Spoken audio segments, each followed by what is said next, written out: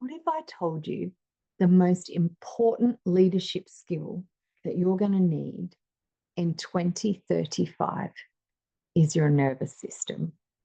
Would you be surprised? Is that what you thought I was going to say? G'day, I'm AJ, and I work with leaders and organizations to help them improve their culture and their consciousness.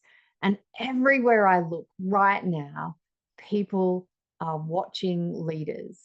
People are wondering, how are they going to adopt AI? How are they going to evolve with technology? And everywhere I see leaders worrying about, how am I going to keep up? But underneath all of that is this quieter question around, will I still be relevant? Where am I going to fit into all of this AI, technology, and absolutely rapid advancement? Because if machines are starting to think faster, analyze better, and produce more, if they can do more volume, smarter, quicker, faster than me, what's left for me as a leader? What's left for us as a team and an organization? Everything. Everything that makes you human is left. So, as a leader, your ability to read the room, your ability to regulate your nervous system, your ability to have emotional intelligence and to feel where others are coming from, to change your communication in order to understand different types and to be able to flex and bend and adjust, your ability to connect deeply with other humans, and your ability to make values-based decisions.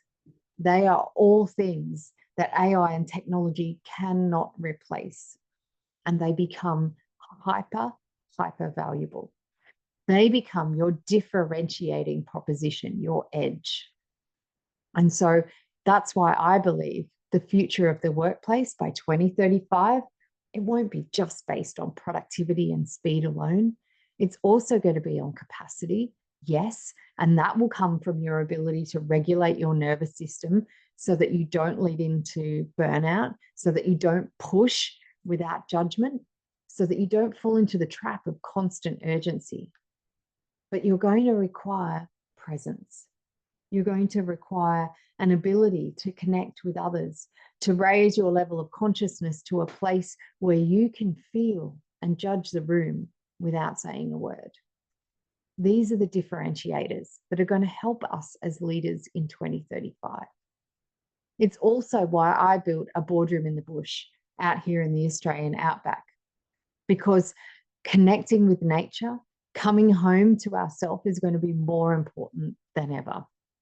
Our environment is everything. Our workplace environments are ecosystems. And the more we step into the nature, the more we can understand how all of those things connect and interrelate.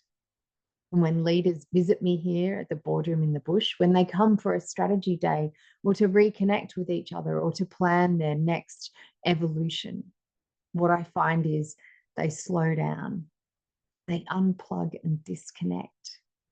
They reconnect with something greater, something better, and they start to think differently. And this is what's going to support them for the next evolution of leadership. They remember what leadership actually is, and they start to recalibrate and think about it isn't always just speed. It isn't just produce more. It's about depth. It's about clarity. It's about walking beside your people. And so maybe the question isn't, how do I compete with AI? Maybe the question is, how do I be more human? How do I amplify what makes me fantastic as a dear human? What do I do that no machine could ever replicate? That's where the difference is going to be in workplaces in 2035. I'd love to hear your thoughts. What are you seeing as shifting in the landscape of leadership?